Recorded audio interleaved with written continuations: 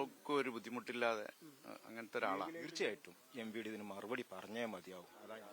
മലപ്പുറം കീഴ്ശ്ശേരി മുണ്ടമ്പറമ്പ് സ്വദേശിയായ ഷൗക്കത്ത് ആണ് ഇന്ന് MVDക്കെതിരെ പോസ്റ്റിട്ട് ഫേസ്ബുക്കിൽ ഒരു പോസ്റ്റിട്ട് അദ്ദേഹം മരിക്കുന്ന ഒരു സാഹചര്യം ഉണ്ടായത്. ആ പോസ്റ്റിനകത്ത് വളരെ വൈകാരികമായിട്ട് അദ്ദേഹം പറയുന്നുണ്ട്, കഴിഞ്ഞ കുറച്ച് നാളുകളായി, അതായത് 7-8 മാസത്തോളമായി താൻ ഇത്തരത്തിൽ ഒരു തന്റെ ഓട്ടോയ്ക്ക് ഫിറ്റ്നസിന് വേണ്ടി ജോയിന്റ് RTO ഓഫീസ് കയറിയിറങ്ങുന്നു എന്നുള്ള കാര്യം അദ്ദേഹം പറയുന്നുണ്ട്. എനിക്ക് പിറകിൽ കാണുന്ന ഈ ഓട്ടോയാണ് അദ്ദേഹത്തിന്റെ ആ ഓട്ടോ.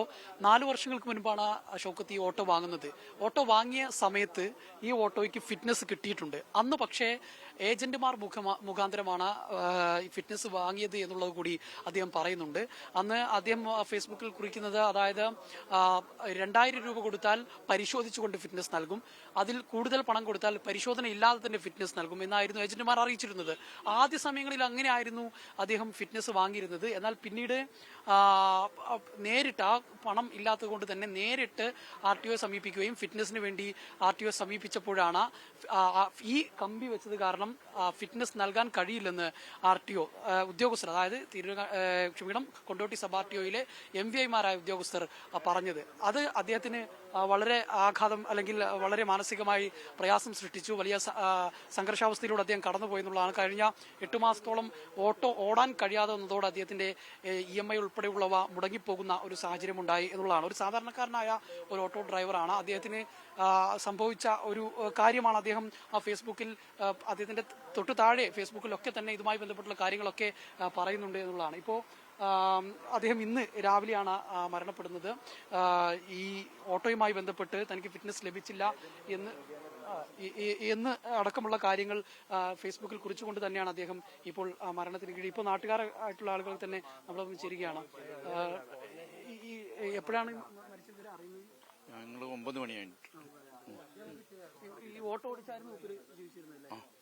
വളരെ പാവപ്പെട്ട, ഒരാൾക്കും ഒരു ബുദ്ധിമുട്ടില്ലാതെ അങ്ങനത്തെ ഒരാളാണ്. മുന്നോട്ട് പോകുന്ന ഒരാളാണ്. ഒരിക്കലും ഒരാൾക്ക് ഒരു കൈക്കൂലിയോ അങ്ങനെയുള്ള ഒരു സംഗതികൾ കൊടുക്കാനൊന്നും ആഗ്രഹിക്കാതെ ലീഗലായിട്ട് പോകുന്ന ആള്. പക്ഷെ ഈ ഓട്ടോ 2 പ്രാവശ്യവും പെർമിറ്റ് എടുത്തതാണ്, ഫിറ്റ്നസ് എടുത്തതാണ്, ഇതേ സംഗതികൾ വെച്ചിട്ട്. അതിന്റെ അപ്പുറം ഇതിനകത്തൊരു ഗ്ലാസ് പോലും ആൾ കയറ്റിയിട്ടില്ല. കാരണം ആള് ലീഗലായിട്ട് മുന്നോട്ട് പോകുന്ന ഒരാൾക്ക് ₹1 കമ്മീഷനോ കൈക്കൂലിയോ അങ്ങനെ കൊടുക്കാനൊന്നും ആഗ്രഹിക്കാത്ത ഒരാൾ. അതിൽ മൂപ്പര് തന്നെ ഫേസ്ബുക്കില് ഈ ഓഫീസറാണ് എന്നെ ഇങ്ങനെ അത്ര നശിപ്പിക്കുന്നതും എന്റെ കാര്യങ്ങളിലും എന്റെ ജീവിത മാർഗത്തിലും എന്നെ വഷളാക്കാനും ഉദ്യോഗസ്ഥൻ എന്ന് പറഞ്ഞിട്ട് ഒരു വീഡിയോ വരെ ഫേസ്ബുക്കിൽ വിട്ടിട്ടുണ്ട്. എന്നിട്ടും മൂപ്പര് രണ്ടാമത് ഫിറ്റ്നസ് എടുക്കാൻ വേണ്ടി ചെന്ന സമയത്തും മൂപ്പർക്ക് ഫിറ്റ്നസ് കൊടുക്കാതെ പറഞ്ഞത് ഈ ഭാഗങ്ങൾ കട്ട് ചെയ്ത് വരണം, എന്നാൽ മാത്രമേ നമുക്ക് ഫിറ്റ്നസ് തരാൻ പറ്റുള്ളൂ എന്ന് പറഞ്ഞു. പക്ഷെ ഓൾറെഡി ഈ വർക്കാര് നിപ്പിള്, അതായത് ഒരു കളറിന്റെ വ്യത്യാസം മാത്രമേ അതിനകത്ത് ഞങ്ങളൊക്കെ കാണുന്നുള്ളൂ. നമ്മളൊക്കെ എല്ലാവരും മനുഷ്യന്മാരാ, എല്ലാവർക്കും കണ്ണുണ്ട്. അതിനകത്ത് ആ വൈറ്റ് കാണുന്നത് ബ്ലാക്ക് ആക്കി കഴിഞ്ഞാൽ ആ ഓഫീസറെ രീതിയിൽ അത് ഫിറ്റ്നസ് കിട്ടാവുന്ന ലീഗലായി.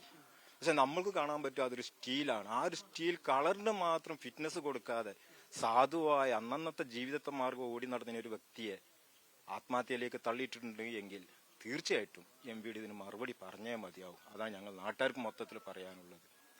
അതുപോലെ തന്നെയാണ്. അതിപ്പം ഇവർ സൂചിപ്പിക്കുന്ന പോലെ ഈ ഒരു സ്റ്റീലിന്റെ ഒരു കമ്പിയാണ് തടസ്സമായി നിൽക്കുന്നത് പറയുന്നത്. ഇങ്ങനത്തെ കമ്പികളുമായി ധാരാളം വാഹനങ്ങൾ നമ്മുടെ നിരത്തുകളിൽ, ഓട്ടോറിക്ഷ തന്നെ നമുക്ക് സാധാരണഗതിയിൽ കാണാവുന്നതാണ്. പക്ഷേ ഇത് സത്യത്തിൽ ചുവപ്പ് നാടൽ കുടുങ്ങി എന്നൊക്കെ പറയുന്ന പോലെ അദ്ദേഹത്തിന്റെ നേരിട്ട് വന്നത് കൊണ്ടുള്ള അമർഷം തന്നെ അദ്ദേഹത്തിന്റെ ഫേസ്ബുക്കിൽ കുറിച്ചതുപോലെ തന്നെയുള്ള സംഭവങ്ങൾ ഉണ്ടായി എന്നുള്ളത് തന്നെയാണ്. ഏതായാലും ഇതിനകത്ത് ഇപ്പോൾ ഗതാഗത വകുപ്പ് മന്ത്രി ഇതിനകത്ത് വിശദീകരണം തേടിയിട്ടുണ്ട് എന്നുള്ളത് തന്നെയാണ് നമുക്ക് ഈ അവസരത്തിൽ അറിയാൻ കഴിയുന്നത്. ഏതായാലും ഉദ്യോഗസ്ഥരുടെ ഭാഗത്തു നിന്ന് കൃത്യമായ അലംഭാവം ഉണ്ടായിട്ടുണ്ടെന്നുള്ളത് വ്യക്തമാക്കുന്ന തരത്തിൽ തന്നെയാണ് ഇപ്പോഴത്തെ കാര്യങ്ങളിൽ നിന്ന് നമുക്ക് മനസ്സിലാക്കാൻ കഴിയുന്നത്. എല്ലാ ഉദ്യോഗസ്ഥരും എന്നല്ല, ഇദ്ദേഹത്തെ ബുദ്ധിമുട്ടാക്കാൻ ചില ഉദ്യോഗസ്ഥർ, അതായത് MVI ഉദ്യോഗസ്ഥർ, അവിടെയുള്ള ആളുകൾ ശ്രമിച്ചിട്ടുണ്ട് എന്നുള്ളത്, ഉദ്യോഗസ്ഥർ ശ്രമിച്ചു എന്നുള്ളത് തന്നെയാണ് അദ്ദേഹത്തിന്റെ ഫേസ്ബുക്ക് പോസ്റ്റിലൂടെ വ്യക്തമാകുന്നത്. അത്തരത്തിലുള്ള ഉദ്യോഗസ്ഥർക്കെതിരെ കൃത്യമായ ശക്തമായ നടപടി വേണം എന്നുള്ളതും, ഈ തന്റെ മരണശേഷം ഈ ഫേസ്ബുക്ക് പോസ്റ്റ് മുക്കരുത് ഉൾപ്പെടെയുള്ള, അല്ലെങ്കിൽ അത് വാർത്തയായി വരണം എന്നടക്കമുള്ള വൈകാരികമായിട്ടുള്ള കാര്യങ്ങൾ ഉന്നയിച്ചുകൊണ്ട് തന്നെയാണ് അദ്ദേഹം ഫേസ്ബുക്കിൽ പോസ്റ്റ് ഇട്ടത്. അദ്ദേഹം ഒരു സാധാരണക്കാരനായ ചെറുപ്പക്കാരൻ, വീട്ടില് ഏറ്റവും വേണ്ടപ്പെട്ട അടുത്ത ആളുകളൊന്നും തന്നെ ഉണ്ടായിരുന്നില്ല, തനിച്ചുള്ള ഒരു ജീവിക്കുന്ന ഒരാളാണ്. അദ്ദേഹത്തിന്റെ ഒരു ബന്ധുവീടാണിത്, ഇവിടെയാണ് അദ്ദേഹം താമസിച്ചിരുന്നത് എന്നുള്ളതാണ്. ഇപ്പം പഞ്ചായത്ത് പ്രസിഡന്റ് നമ്മോടൊപ്പം ചേരുകയാണ്. ഇപ്പം ഇനി ഉദ്യോഗസ്ഥരുമായി ബന്ധപ്പെടുക അല്ലെങ്കിൽ ആ രീതിയിലെങ്കിലും മുന്നേറ്റങ്ങൾ നടത്തിയിരുന്നു? നമ്മൾ ഡിപ്പാർട്ട്മെന്റുമായിട്ട് ബന്ധപ്പെട്ടിട്ടുണ്ട്. അപ്പോൾ ആരാണ് ഇതിന് ഉത്തരവാദിയായിട്ടുള്ളത് അവർക്കെതിരെ ശക്തമായ നടപടി എടുക്കണമെന്ന് നമ്മൾ ആവശ്യപ്പെട്ടിട്ടുണ്ട്. 10 മാസത്തോളമായി അദ്ദേഹം നിരന്തരം RTO ഓഫീസുമായിട്ട് ബന്ധപ്പെട്ട് അദ്ദേഹത്തിന്റെ ഫിറ്റ്നസ് ലഭിക്കുന്നതിന് വേണ്ടിയിട്ടുള്ള പ്രവർത്തനങ്ങൾ നടത്തിയിരുന്നു. ഏജന്റുമാരെ ഒഴിവാക്കി ഡയറക്റ്റ് ആയിട്ടുള്ള കാര്യങ്ങളാണ് ചെയ്തിരുന്നത്. ഷൗക്കത്തിനെ സംബന്ധിച്ചിടത്തോളം നമുക്ക് വ്യക്തിപരമായിട്ട് അറിയുന്ന ആളാണ്, എന്റെ നാട്ടുകാരൻ കൂടിയാണ്. അദ്ദേഹം ഏതൊരു കാര്യത്തിനാലും ഒരു പൗരന് ലഭിക്കേണ്ട എല്ലാ അവകാശങ്ങളും അത് ഒരാളുടെ റെക്കമെൻഡേഷനോ അതല്ലെങ്കിൽ മറ്റ് കുറുക്ക് വഴികളിലൂടെയോ നേടിയെടുക്കണമെന്ന് താല്പര്യമുള്ള വ്യക്തിത്വമല്ല. അദ്ദേഹം എല്ലാ കാര്യങ്ങളും ഒരു പൗരന് ലഭിക്കേണ്ട അവകാശങ്ങൾ നേരിട്ട് തന്നെ ലഭ്യമാവണം എന്നുള്ള ഒരു താല്പര്യക്കാരനും അങ്ങനെയുള്ള ഒരു ആശയക്കാരനുമാണ്. അതിന്റെ അടിസ്ഥാനത്തിലാണ് അദ്ദേഹം ഏജന്റുമാരെ ഉപയോഗിക്കൊണ്ട് ഡയറക്റ്റ് അപേക്ഷ കൊടുത്തും കാര്യങ്ങളൊക്കെ ചെയ്തിട്ടുള്ളത്. അപ്പോൾ അങ്ങനെ അതുകൊണ്ട് തന്നെ എല്ലാവരും നിർഭാഗ്യകരം എന്ന് പറയട്ടെ, അദ്ദേഹത്തിന് ഇങ്ങനെ ചെറിയൊരു ആൾട്രേഷൻ വരുത്തി എന്നുള്ളതിന്റെ കാരണത്താൽ, ആൾട്രേഷൻ എന്ന് പറയപ്പെടുന്ന രീതിയിൽ, കാരണം വളരെ ചുരുങ്ങിയ രീതിയിലുള്ള ഒരിതാണ് നമുക്ക് മനസ്സിലാവുന്നത്. മാത്രമല്ല 2 പ്രാവശ്യം ഇതേ രീതിയിൽ തന്നെ ഈ ഫിറ്റ്നസ് ഈ വാഹനത്തിന് ലഭിച്ചിട്ടുണ്ട് എന്നുകൂടിയും അദ്ദേഹത്തിന്റെ ഫേസ്ബുക്ക് പോസ്റ്റുകളെല്ലാം കാണുന്നുണ്ട്. തീർച്ചയായിട്ടും അങ്ങനെയാണ് മനസ്സിലാവുന്നത്. ഇത് 10 മാസത്തോളമായി അദ്ദേഹം നിരന്തരം ഇതിനുവേണ്ടി ശ്രമിച്ചുകൊണ്ടിരിക്കുന്നുണ്ട്.